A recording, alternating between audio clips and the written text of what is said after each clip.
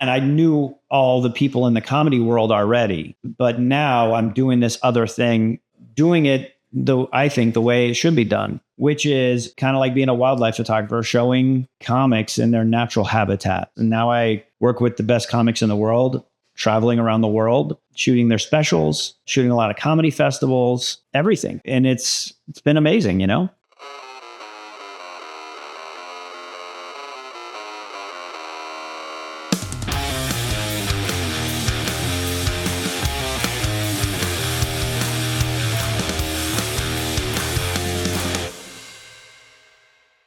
All right. Well, good morning, Troy. Good morning. Thank you for doing this. I really appreciate you finding the time in your schedule, which I know you are a very, very busy man. Oh yeah, man. Glad to be here. And thank you for again, I can't thank you enough. So before we get into what it is that you do and why it's actually quite fun and exciting, let's talk a little bit about your hair. Your hair's clean. This is you. I'm assuming you parted it.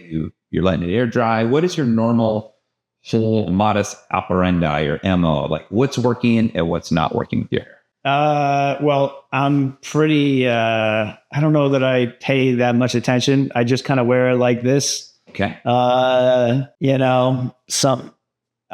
pretty much just wear like that. I get up. I mean, I'm just like a dude. I get up, I comb my hair with my hands for about 3 seconds and I leave. I'm good. Cool. It's like I'm pretty easygoing with the hair. I don't think much about it. That's fine. Do you use any hairstyle product? You use pomade, gel, wax? Yeah, whatever the white is it pomade? It's like a white pasty thing. It's a paste. Okay, use a paste. Awesome. And that seems to work well for you, right? Yeah. Do you use do you put it in when your hair is wet? Do you put it in when your hair is damp? Usually when it's damp, yeah. Okay, so you towel dry. Yeah. And then whatever you do, and then you put it in last thing before you go out the door? Yeah. When I get out of the shower, I don't wash my hair every day. That's fine. So I just damp hair and, Cool. Yeah. It's pretty basic. I have to know all these things. And then how often do you normally get your hair cut? Are you like very staunch, like I need it every 4 weeks, or like it's looking a little long, I should make an appointment? Yeah, it's like about every 5 weeks, 6 weeks, maybe. Okay. Yeah, about maybe 5 weeks, I'd say. When's the last time you got your hair cut? Probably about 4 or 5 weeks ago. Okay, cool. What's going on here? Do you like to tell me about your style? Apart from what you do with your hair, like what do you find works for you? What doesn't work for you? Usually when I just keep it the same and I just do a very light, clean trim. Okay. I wish I had a really exciting way that I like to do it, but I just wear it like this. Forward. That's great. No, pretty much. Honestly, man, you don't need to feel like you need to have anything exciting. The thing that I find most of the time as a hairdresser, teaching other hairdressers, is that what you are asking for is what we hear all the time. Some hairdressers want to go through and they want to try and find a way to make it more exciting and this and that. I look at it like you have a way of living your life and you need your hair to fit your way of life and it needs to work with you. Doesn't matter if this is new, hip, hot, like any of those trendy things. Mm. Like if this works for you and you look good and you feel great wearing it, that's what matters the most. Yeah. Confidence is always in fashion. So if I were to take, say, most of that stuff. Yeah, that's exactly right. Yeah, that's exactly right. And you have a pretty strong cowlick here.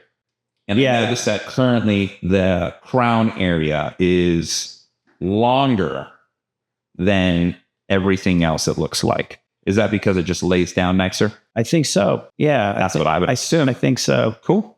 Awesome. And you wear your hair nice and natural. Yeah, I don't really even. You don't use one of these little things. You don't put a nice hard part in it. No, I've never done that for you. No, I've never done that.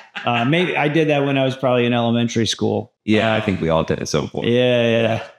Awesome. Well, cool, Matt. Let me put a cape on you. Okay. And let's start cutting. All right. I would say the consultations don't need to be super long.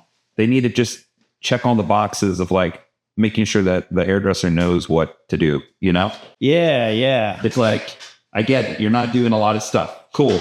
I don't want to go through and make you do more shit. Yeah, yeah. It's like the worst. All right, we are going to need to remove these glasses, though. Oh, yeah, that's fine. That's cool. So if it makes you more comfortable, I'll remove mine as well. No. No? Okay. What? No. So, all right, Troy, I'm going to build you up a little bit. You are kind of a big deal. Oh, that's nice of you to say that. I think you're a big deal. You're a photographer. Mm-hmm. And you're not just a photographer. You are the Jim Marshall of comedy. No, thanks for saying that. That's guy's one of my heroes. I mean, Jim Marshall, one of the greatest rock photographers of all time. And he did great photography. But what was so special is he was so clicked in with these amazing icons of rock music that he had unrestricted access. Yes. And he got the greatest photos because he was the only one in the room, I'm assuming, allowed with the camera. Yeah. Not only did he have great access, but he was, what's even equally important is he was one of the first to do it. There weren't a lot of people doing rock music photography, and he came along and started doing it, and then it became a thing. And then everybody started doing it. What he did was very similar to Hunter S. Thompson. Before Hunter S. Thompson, nobody put themselves in the article. He added his own conjecture and what he was experiencing in the article. And now that's the way every journalist writes. Yeah. He was a real character too. Oh, yeah. There's a great documentary that's out on him. And on Jim Marshall? On Jim Marshall. Oh, nice. Yeah. I got to watch that. I didn't know that there was. Oh, yeah. You take photos of comedians, and I'm assuming you take photos of other people. I'm assuming you took photos of everybody else before you got into this. So, Troy, tell me, how did you get to where you are? Okay. Well, I started in the comedy business. I'll give you a kind of a synopsis. Yeah. I started in the stand-up world, performing stand-up, did tours. Wait, you did stand-up? Yeah. I didn't know this. Okay. Yeah. So I started in the stand-up world, toured all over the place, created all kinds of shows. I also got into filmmaking and made some films. In the course of that, one of the shows that I was producing, I needed photos. It was that simple. I needed photos. I had a background in photography. I knew my way around a camera, bought some better lenses, which at that time was important in low light. I started shooting and I got a lot of encouragement from people around me. It sort of organically became a thing. And then I'd say a pivotal moment was I went into the Comedy Store. My buddy Paul Provenza called me and said, "Hey, you got to come see this show called Roast Battle at the Comedy Store in Hollywood." I went down there, and this show was the most unreal, crazy, wild, unrestricted show that you could imagine. And nobody was filming it. Nobody was taking pictures. And I just went, oh my God, that's crazy. So I went back the next week with my camera, and those guys, they were like, "Please come, please keep doing this. We need this." That's how I started at the Comedy Store. And that's how, again, I knew all the people in the comedy world already, but now I'm doing this other thing, doing it I think the way it should be done, Which is kind of like being a wildlife photographer, showing comics in their natural habitat. I try to just get the raw, gritty, real photos of them in that. This is 2014 or 2015. Okay. It became a thing. I've been doing it ever since. And now I work with the best comics in the world, traveling around the world, shooting their specials, shooting a lot of comedy festivals, everything. So, and it's been amazing, Do you find that because you've been on stage and that you did a lot of comedy and you are a comedian, right? I'm going to say that, apart from being a photographer, you're obviously a comedian as well. You've done it. Yeah. Do you find that helped you with knowing maybe to anticipate what was going to happen? No, I don't think stand-up helped me. I see what you're saying. You mean in terms of, what they're doing on stage? Correct. I mean, maybe a little bit, but I think what helped me the most is just, for me, it was common sense, not shooting someone when they look terrible, not not turning in a photo, someone with their mouth twisted. So I had this conversation with Eddie Izzard, and he didn't want photos taken. There was this show he was doing in Los Angeles at this place, this really cool venue called Dynasty Typewriter. He didn't want photos. So I went back and talked to him, and I was like, hey, so why don't you want photos? He goes, because no one knows how to shoot comedy. And I said, what do you mean? He goes, well, I like the rock, like the old, like 60s and 70s rock music photography. When they're singing, and, it's easier to take pictures of a singer. But when people take pictures of comics, their mouth is so weird. In my head, I went, oh, you're speaking my language. Like, this is what I do. And so I go, how about this? I'll take pictures and I'll send them to you, and I'm not going to post anything. You'll be able to see, if there's something you like. And he was like, okay, I'll do it. And I took photos of that show, and then he ended up using it for one of his photos for his tour poster. That's awesome. Yeah. He's actually one of my favorite comedians. He's a brilliant actor too. Yeah, Velvet Goldmine. Yeah, he's really smart dude. I always try to describe Eddie Izzard to people. I said, it's comedy for intellectuals. And what I mean by that is you have to go in sort of knowing a little bit of history, a little bit of something. Yeah. And he educates too, but yeah, that's true. And if you're not paying attention to the jokes, you'll miss the end of the set. Yeah. Because he doesn't recycle key references. Mm-hmm. So like the closing of his set is usually part of the opening. Yeah. Or something in the middle. And there's always a thread in his stuff. And by the time the set is over, you feel it's over. Yeah. British comics, first of all, learn early on to have a theme in their comedy because they have the Edinburgh Fringe Festival. Every year, all the comics go to that and they put up their 1 hour show, but they don't say like their name doing stand-up like we do in the States. They have a title for their show and it has a theme. Their whole stand-up has some sort of thread through it. So they're trained in that, and they do it every year, and they're doing a new hour every year. Like that's just a part of the culture there that we haven't quite picked up on. But then you see the greats. You see like George Carlin, Louis C.K., all these comics who every year, no matter what, they're putting out a new special. It used to be like every 4 or 5 years somebody would do one.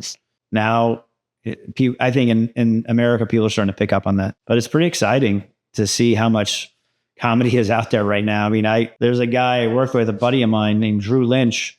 He's a brilliantly funny comic. Mm-hmm. And he's gotten really popular on YouTube because he, instead of putting out like a 1 hour special every year, he puts out like a half-hour special every like 3 months. Oh, that's awesome. Yeah. And he puts it out free on YouTube. So, and because of that, he's got his consistency. He has so many great clips. It's made him like really, really popular. Same to Drew Lynch. Yeah, Drew Lynch. Brilliant. Is he out here in Austin? No, he's in Los Angeles. Okay. He was on America's. He got some fame from America's Got Talent, but just brilliant stand up. So, the model has changed a lot for how often people are putting out stand up. They're doing it a lot more. And social media has absolutely changed the game. Yeah. Oh, yeah. I mean, before, for me, the only places I could go through and get comedy was an HBO special. Yes. Comedy Central. An HBO special and Comedy Central, Premium Blend, and all those shows. Yeah. And then half hour. Maybe MTV would somehow incorporate something. Yeah, they'd have remember Dennis Leary got popular on that, and Pauly Shore.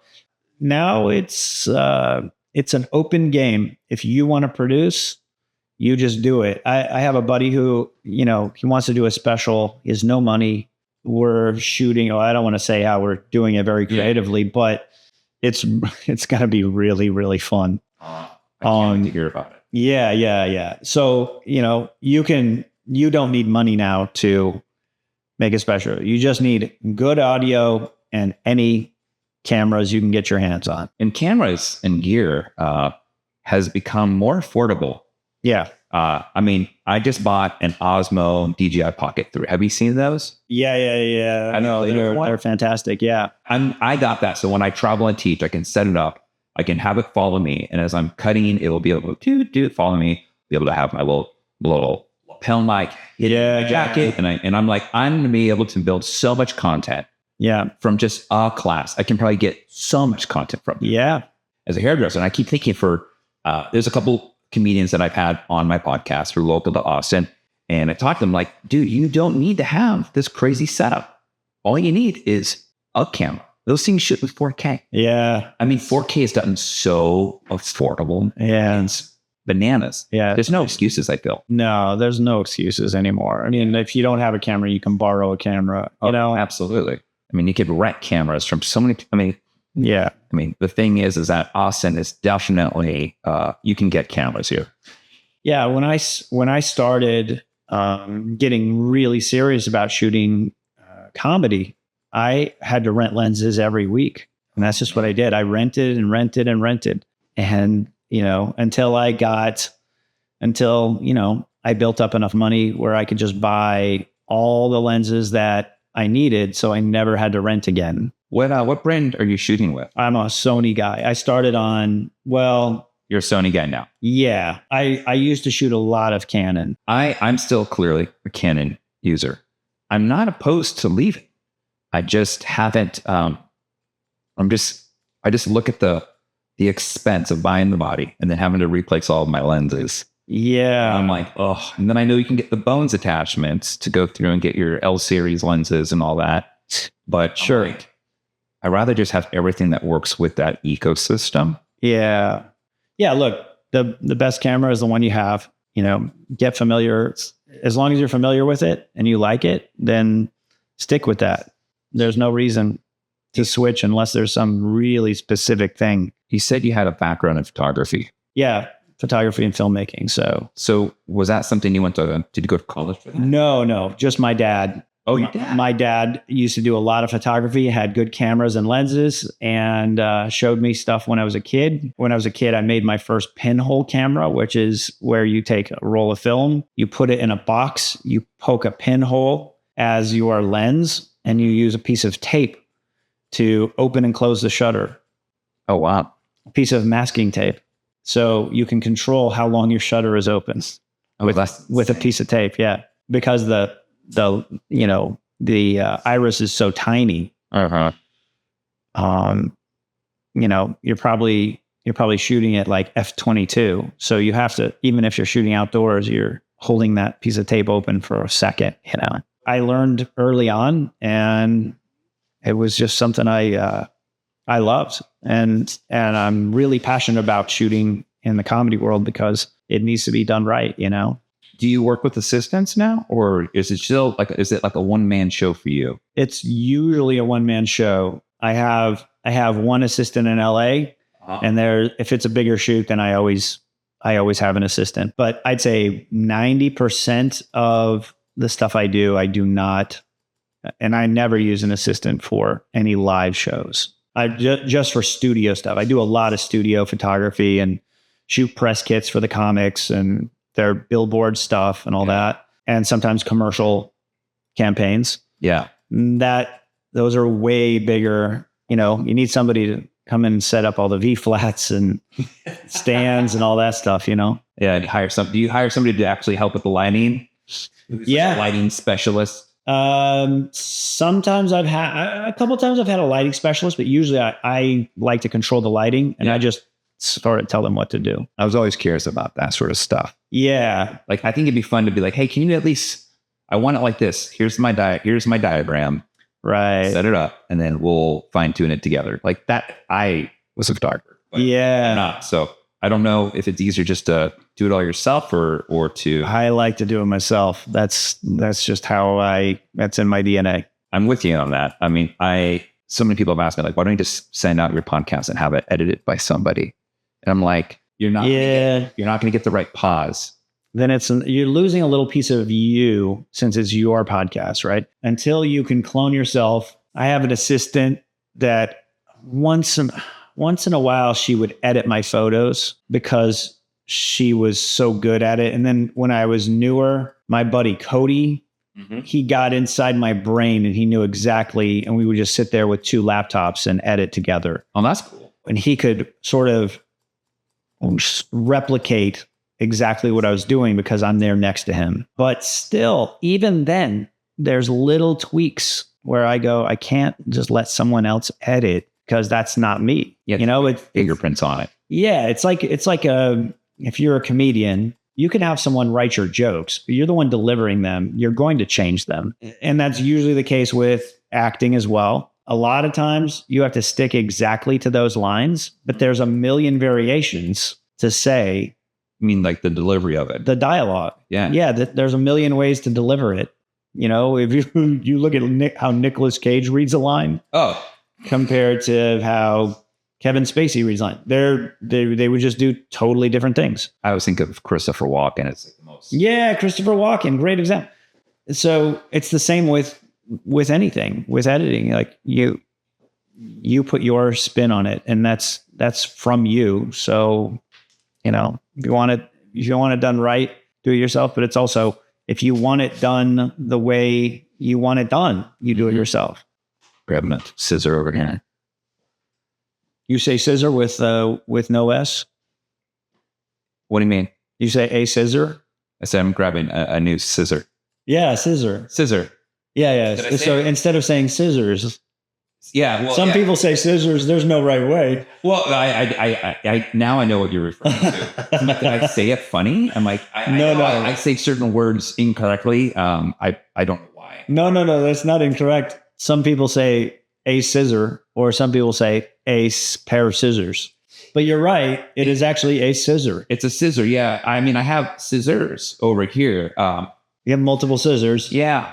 I could say I guess you could also say I'm grabbing a new pair of scissors, but I don't know. It just seems so redundant. It sounds like I'm grabbing several. Right. Ones. Exactly. You know, the thing in language is so crazy. Yeah. Because some hairdressers say shears.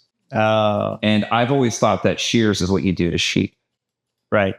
You shear a sheep. Right. You know, they'll talk about in cosmetology school that you don't pluck eyebrows. That's what you do to a chicken. You tweeze. Right. And I was like, okay, whatever, you know. But those phrases stick with me. So even though I teach for a company called Vittoria Hanzo, and they say, you know, they are a shear company, I still say scissors because most of the people I was around, not all of them, but a good chunk of them were English-based hairdressers, and they would say scissor. Okay. So this idea, and that's another thing, they say idea over idea. That's very totally. I see it just popped out of my mouth. Yeah, is that they would is that there is this idea to make something sound more what's the word I'm looking for? Over the top and more extra. Exaggerated. Yeah, exactly. Like, oh, this is a blah blah blah blah. It's like, no, it's a scissor. Yeah, like it's not that complicated. Yeah. So when you're shooting these with these lenses, now did you start shooting on film? Because this is around 20. You said around 14. You said 2015. Yeah, no, I did not shoot. I mean, yeah, when I started, obviously I shot on film, and then when digital came along, I was all aboard digital. And because look, I'm not just not a fan of film and for photography in the modern era, but I think it's just a bad idea in general. I get how fun it is, and I get I get that you can learn a lot from it because you don't have as much control and you have a lot less takes you can do. But here's the problem. With digital, you can do everything you can do with film, and it's far less bad for the environment in terms of all the silver that gets poured into gutters and everything else during development. And the whole processing portion. Yeah, like it's just there's a lot of toxic metals that go along with film processing. So I'm not a fan of it in the modern era for still photography. Mm-hmm. I do love it for. I like the look of film, you know, of movies shot on film, even though now you can still do everything with digital. Not to mention you have all of those aftermarket add-on packages to make things look like film. Yeah. I bought one because I started shooting on film, and film was the best thing because the digital cameras made everybody look like a Mario brother. Yeah. Even at the time, they're like, it has 8 megapixels. You're right. Like, I remember that. That's amazing. Yeah. It's like 99. Yeah. I 2000. remember I have 4 megapixel camera. Yeah. And it was insane. You realize that it's actually very similar to film, that the megapixels or the body of the camera is not nearly as important as the glass. Yeah, absolutely. And I can't stress that enough to anybody who's out there listening, that if you want to take a good photo, it's the body is less than half the importance to me. Yeah, you could have a camera from 10 years ago, but just get a good lens. The lens is insane. Yeah. You want to look like a big expensive, spend the money on the lens. Yep. It will last you a hell of a lot longer too.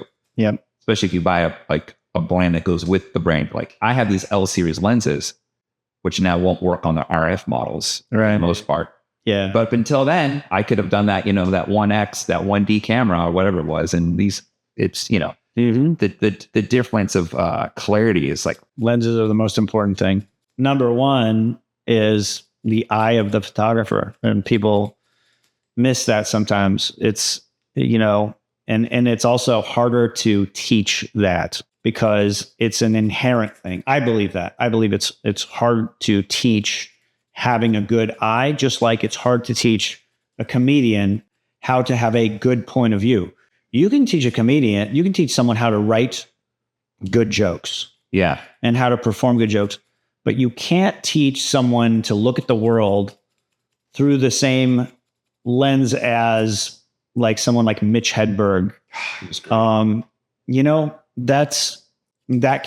just don't think that can be taught. That can be imitated, but it can't be taught. Having that eye is having a vision. And that's what it's about. I feel that as a hairdresser, I feel like I can teach somebody to do a perfect technical haircut. I don't feel I can show them how to have style. Yeah. I had a friend, does a lot of wedding photography, and he's a friend from high school. And so I reached out and talked to my buddy Captain, and I said, hey, I got my girlfriend is now my fiance. I'm going to get married, and I want to talk to you about maybe being the person who does the photography, because I would like to have people I know. I always go for my inner circle first. Who do I know in my inner circle that can do something that I need done? Because I trust them and they do things well. And he gave me the best advice. He said, what you're looking for is not the kind of photography that I do. He goes, I do wedding photography, but the type of wedding photography you want, I don't do. Yeah. It'd be like me asking a sushi chef to make Italian food. He may be the best. That's a great way to put it.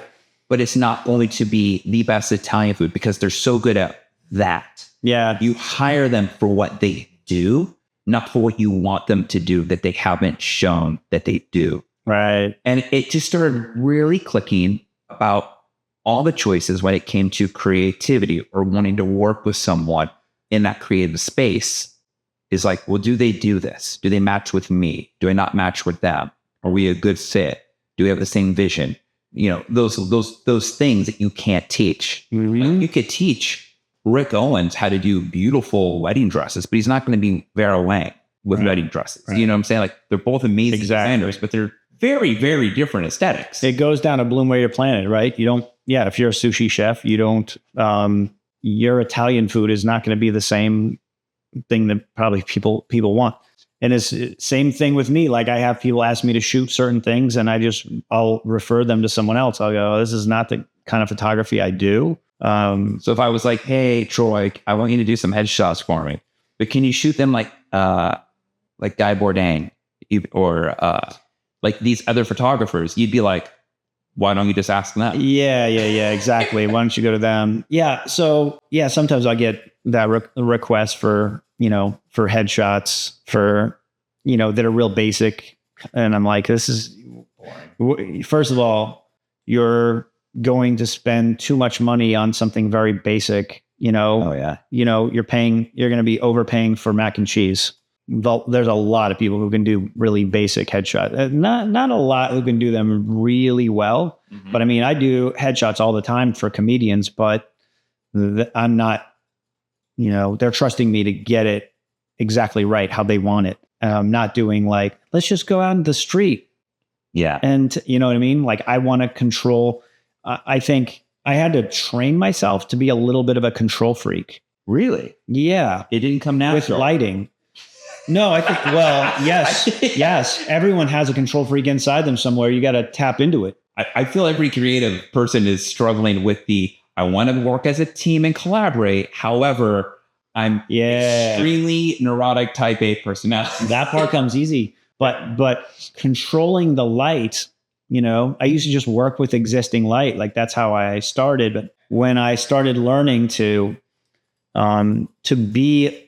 sort of be more obsessive about the details of controlling light from every angle, it helped my photos. It's that part doesn't come natural. It's just like takes a lot of work. Mm-hmm. The control freak part of like, I want to do it myself, that comes natural. That's very instinctual. So how do you control light in a live setting?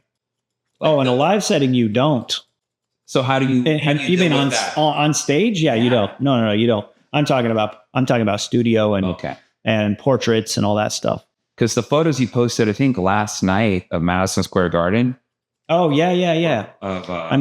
Those photos are beautiful. So I can't control their light, but I can control what goes into my camera sensor. Got it. What I loved is how rich the colors are and how sharp it's. When I've grown to, like I told you before, so I don't like to do research on people, but I definitely have looked at your account long before I got introduced to you through a friend.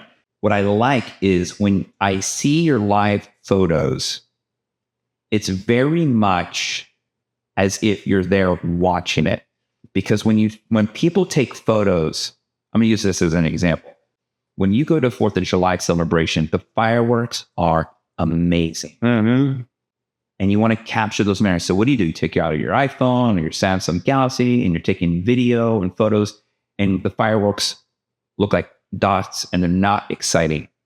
But when you're there, those fireworks are amazing. Yeah. And having shot bands live, I've had to learn that taking a photo live is not the same as trying to translate those same intensity of the bright colors of the stage and the harsh shadows and this. It's like, that is a whole other art of capturing the essence of what it's like to be in the room. Right. And that's what I like. And you do that really, really well. Oh, thank you. Thank you. I love doing it. I'm very lucky to be doing what I do. I love doing those, especially those big shows, doing those big arenas. It is so fun to capture it. There's just so, 12, 15. Madison Square Garden was over 15,000 people each night. And how many nights was it? 2 nights. Okay. Yeah. And that, I wanted to capture the amazingness of that. Is that the largest venue you shot in? No. The largest venue I shot in was Fluffy, Gabriel Iglesias. Really? Dodger Stadium, 50,000 people. What? Yeah, he shot his Netflix special there. Can I tell you that I've always thought he was funny, but as somebody who loves cars, and I have a mid-60. Oh, yeah. His bugs in Volkswagen section.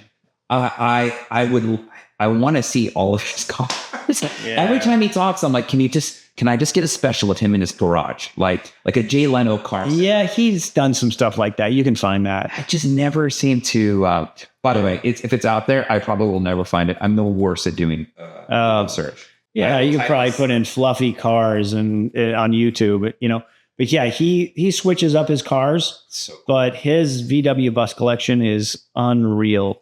I mean, they're all mint condition. Yeah. Inside and out, they're perfect. And then someone drives them every day. You have to drive them. They're not a Sunday car. Yeah.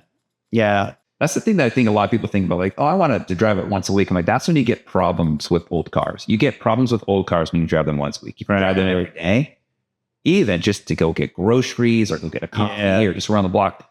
The car works. not just the engine, but all the little bushings and all the little joints, the U joints, like the parts dry up if they don't get used. Right. Especially out here in the Texas heat. That's a huge issue.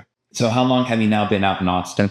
3 weeks. Welcome to Austin. Thank you. Yeah, I've been working out here for a year and a half. Been out here for I moved here 3 weeks ago, and I love it. I love it out here. Now, when you were in LA, and were you doing the stand-up in LA as well? Or were you just doing more like programs and shows? So you mean shooting just stand-up? No, before the photography kind of took over.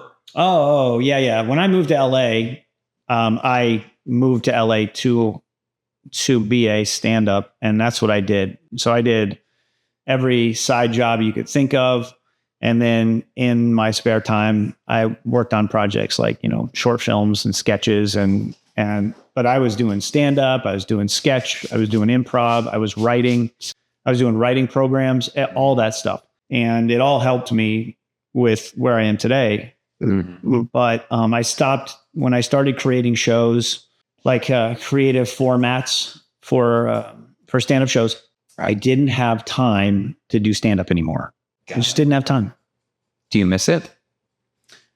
I did miss it, but now I'm back doing it. A couple of years ago, I got pulled back into it. Yeah? My friend put me up. He goes, I want you up on this show. And so the last 2 years, I've been able to kind of get back into it with a toe in the water. Okay. And when I have more time, I'll do it even more. But I love it. That's cool. That's cool that you can still continue to keep doing it, because what you've been able to do is sort of merge a bunch of things that make you happy. Yes. And it's, I think that I have a buddy, Tim, that's his name.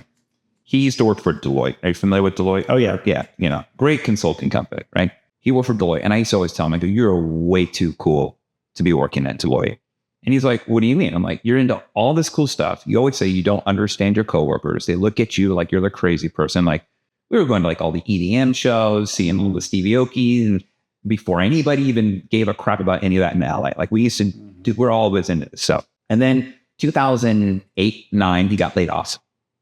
And that was probably one of the best things that could have ever happened to him, because he was able to use his talent that he was so good at with Deloitte as a consultant and understanding how to help a business. But then he just started working with businesses that interested him, like Hanson Coffee Roasters, and then all these motorcycle companies. And now he's built this like little empire where he's still doing essentially the same thing he was doing at Deloitte, but for himself. But he's working with businesses and companies that are in his interest, his field of personal interest. So it doesn't ever feel like work, because at the end of the day, he's getting to do something he loves and with the talent he has. Yeah. Very few people get that intersection of passion and paycheck. Yeah. And when you do that, in a lot of ways, it doesn't feel like work. No. And there's always an element of it.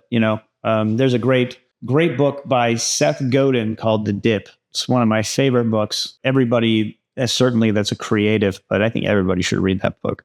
And it's all about doing projects and either quitting before you put all the work in, or if you've put the work in, finishing them. Oh. So he calls it the dip. So it goes like this. When you're making a movie and you're shooting and there's the actors and it's so much fun. Mm-hmm. I know this from experience. It is the most fun thing in the world to start the production and everyone's on set and you're shooting it. Then all the shooting ends. Now it's time to edit. And that's where the dip begins. Now it's not fun anymore. I can attest, editing sucks. Yeah, editing is the hard part. So a lot of people will shoot and do all the fun part. And then when it comes to editing, they'll quit.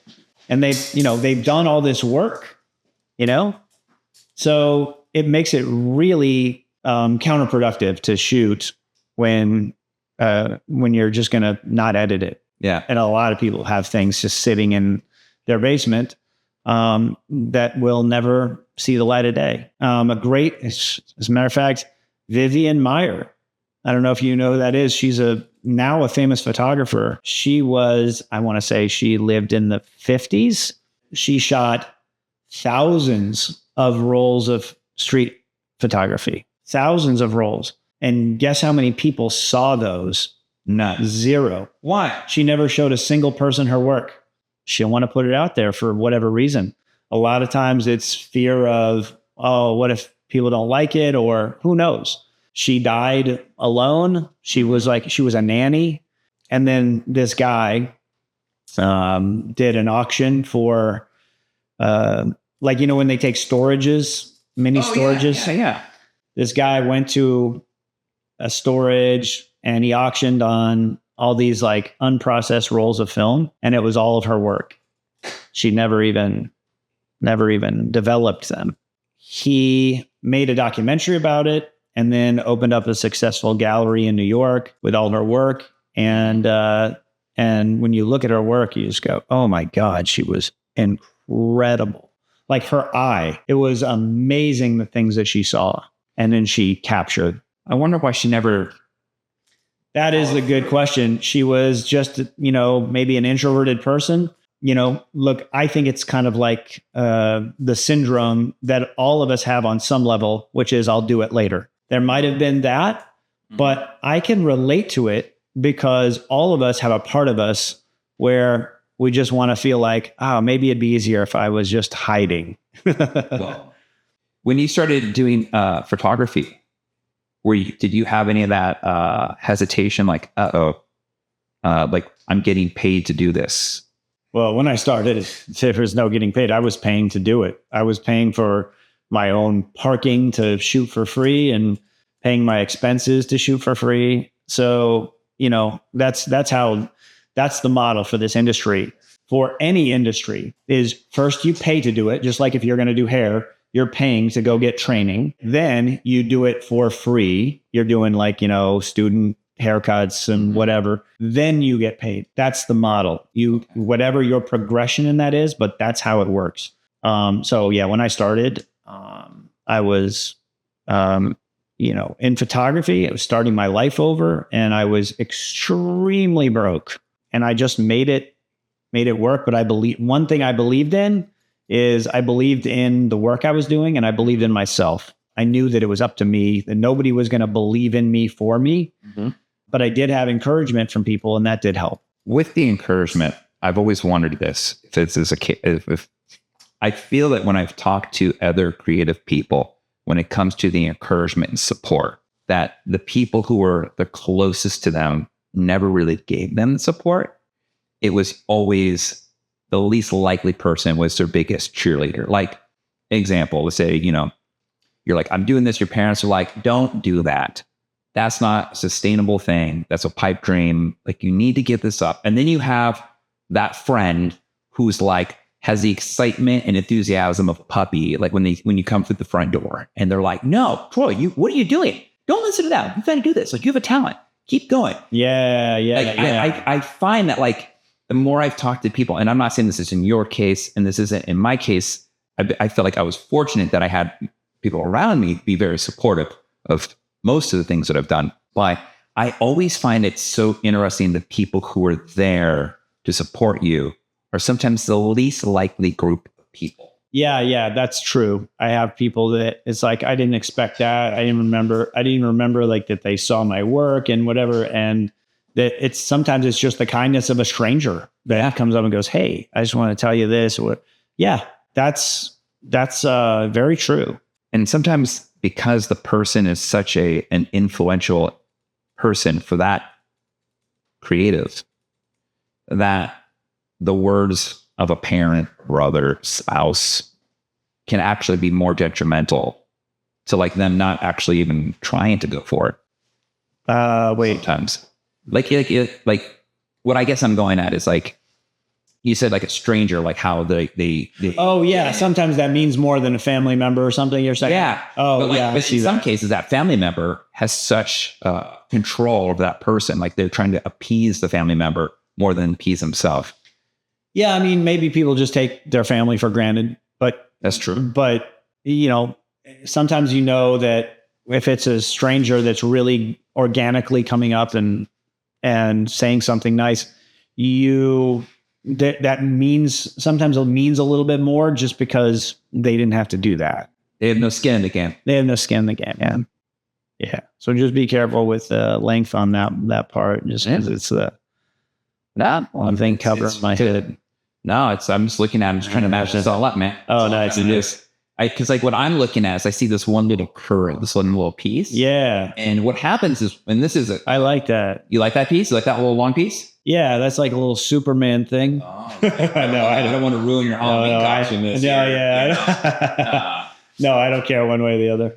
No, what I'm looking at is like, is that, like, how does that form? I'm looking at it like, is it a long piece or is it doing something that, like, when you mess it up, is it going to stand up and go kind of, oh, yeah. Center? So it seems like it's okay. Yeah. I always just move the hair around. I want to see, like, if you wake up and you're like run out of bed, like, oh, okay. Right. Does this look good? Yeah. Okay, cool. We can do this. Yeah. Yeah, totally. I'm just going to clean these guys up a little bit around the edges and then. Great. Have you had any moments where you have to like sit back and you pinch yourself going on saying all the time? Really? Like, I can't believe this is what my life's turned into. Yeah, no, all the time. Yeah, all the time. I think that's the only way to do it, because once you start taking things for granted, it's all over. Now you're in some other realm that's not now. When you pinch yourself and you go, wow, I just can't believe this. Like, I remember a friend of mine who she made it huge in show business, like every TV show, big feature films, blockbuster films, all this stuff.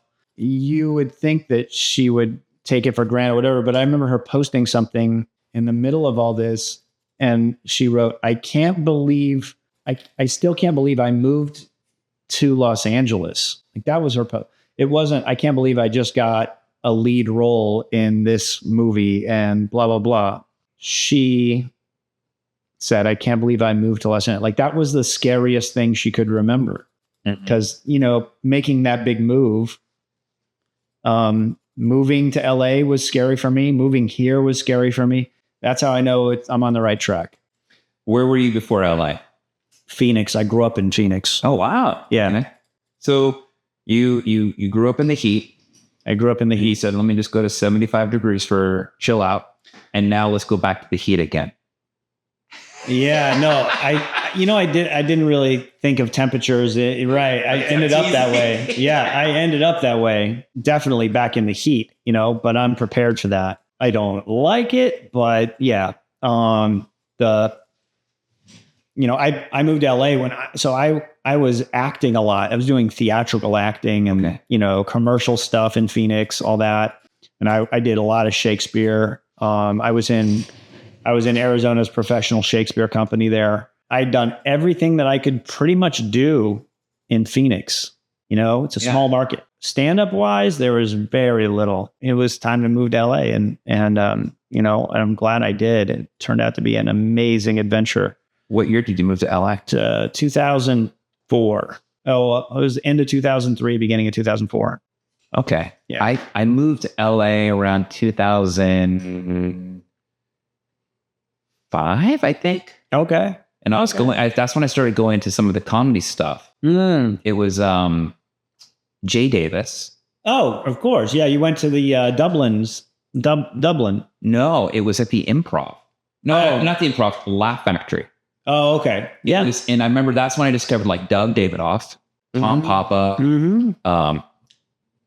Daniel Tosh. Oh, yeah. Had just come out with his comedy CD. He didn't even have a show. Yeah. Daniel Tosh. And it was like every Tuesday for like $10. We discovered it through MySpace.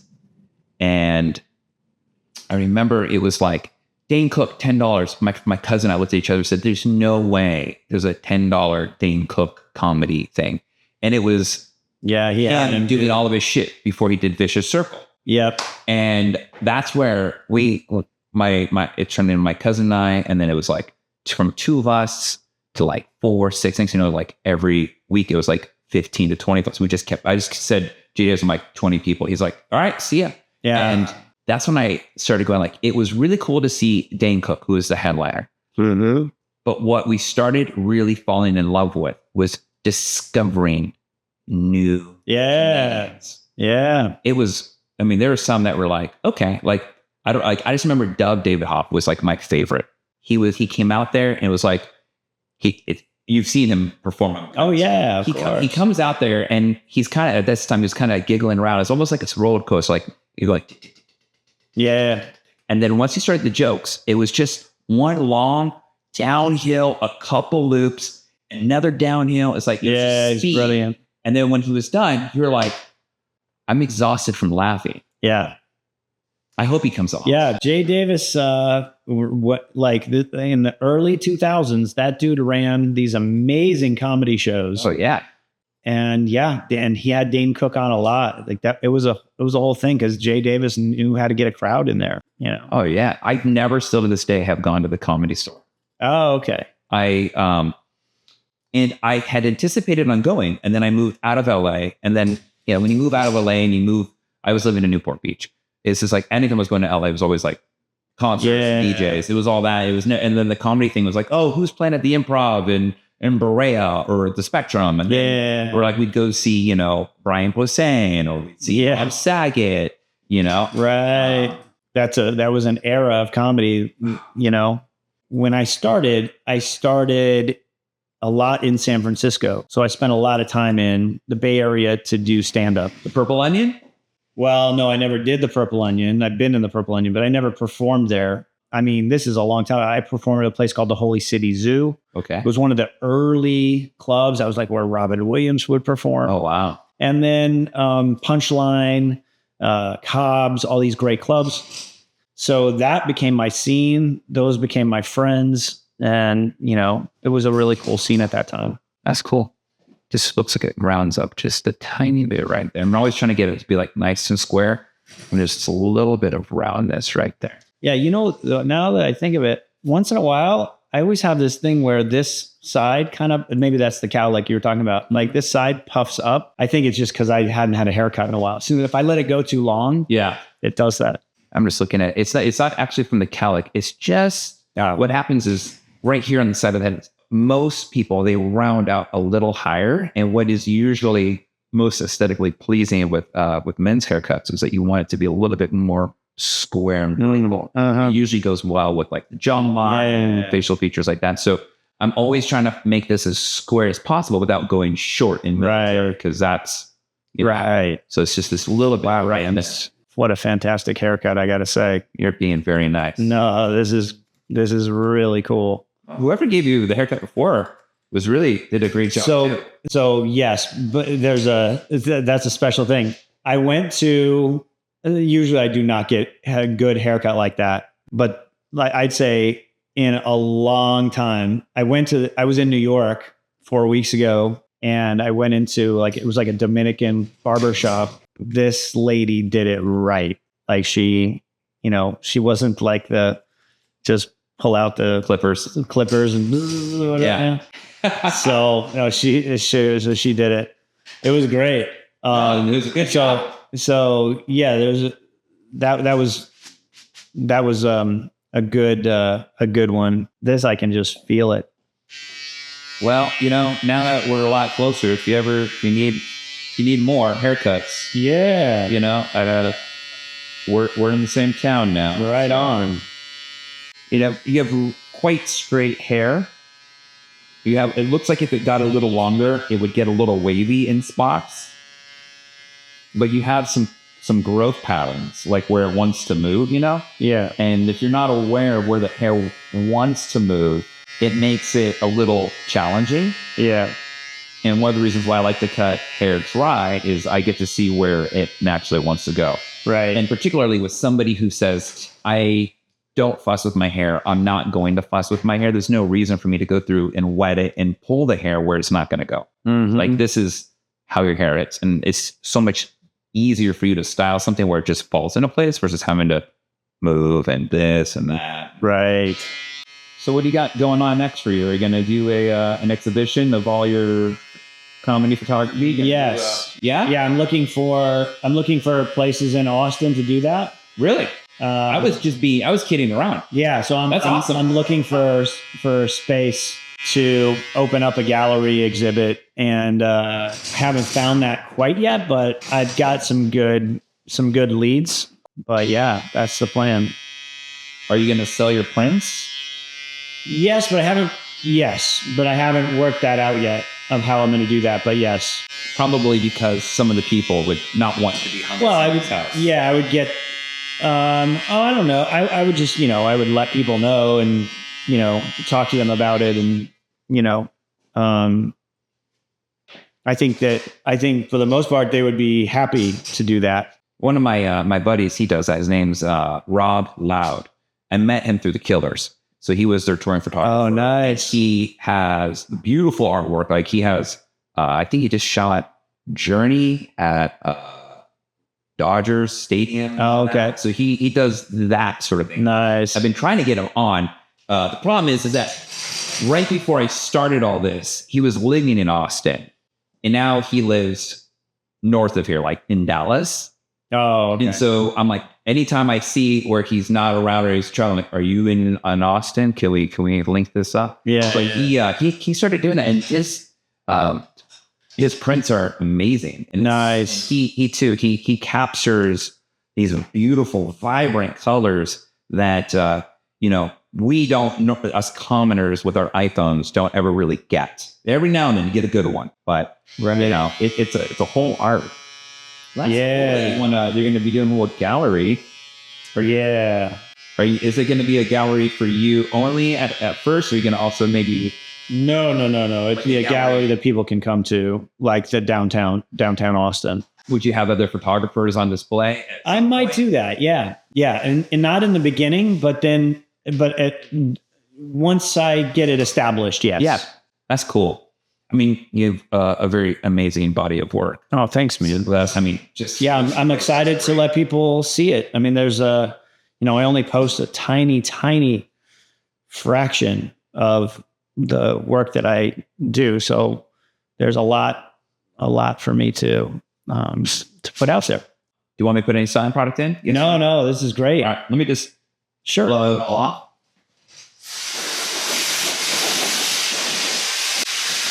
So hard because sometimes the lighting changes, so I always have to go through it, auto expose everything manually. Yeah. I thought I might do the auto white balance on this thing or the ISO, but then it comes out so dark, and then it just never adjusts the scene. Yeah. So cool. Well, Troy, I just want to say thank you. Dude, Tab, thank you, man. Welcome to the neighborhood. Welcome to Austin. Thank you. And I hope to see you out and about. Maybe in the downtown area. Yeah. And shout out to Aaron for connecting us. That was a happy, fun surprise of randomness of people. I know. It's so cool. Well, thank you for having me on. This is a blast. Thanks for a fantastic haircut. All right, man. Cool. Later. Right on. Dude, thank you again. No problem, man.